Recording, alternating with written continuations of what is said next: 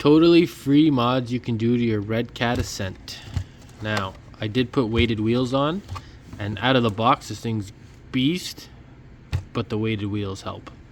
So these are the same overall size to the OEM wheels, but there's no weight to these, so that extra little weight goes a long way. But your free mods start with the body trimming, so you get a little bit more flex and maneuverability, goes a long way.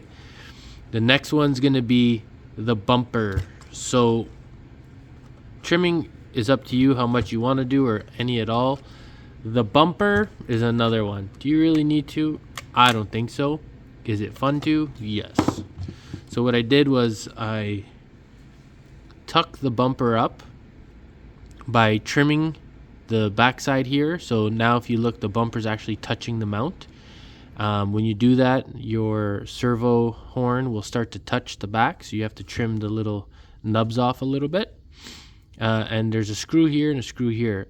I optioned to not put them back because my next mod, number 3, is actually raising the bumper. So what I did was I shaved the part that used to hang underneath the frame, so now it fits between the frame rails.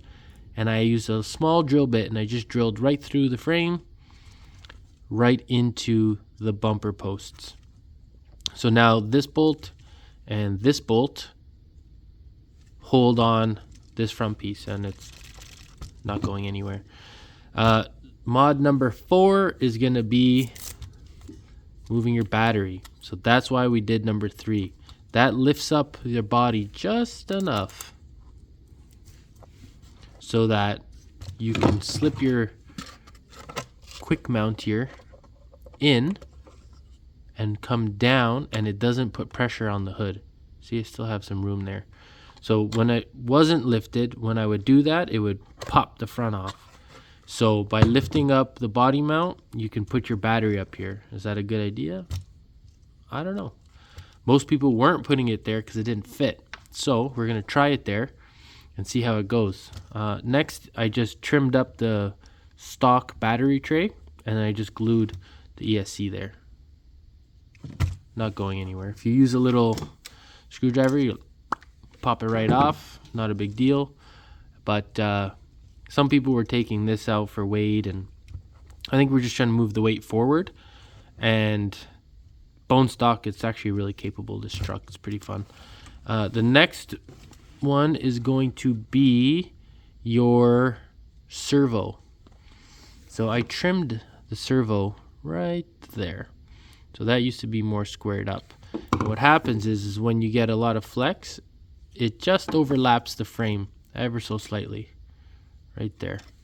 So it doesn't really need to be done, but it doesn't hit the motor yet. So maybe once we get some shock mods going on, it will. So that one's preventative. The next one is with the stock shocks. I just tilted them in. So that just brought the truck down ever so slightly. But these really don't have any travel in them. Like, it's pretty pathetic. So I didn't want to spend money on this, just building it for fun, for free. Maybe if I put some shocks on something else, I can swap some shocks into this. But I think it definitely needs some shock upgrades, but they're not bad overall. I just like to see them flex a little easier. It will flex, but it's really not much at all.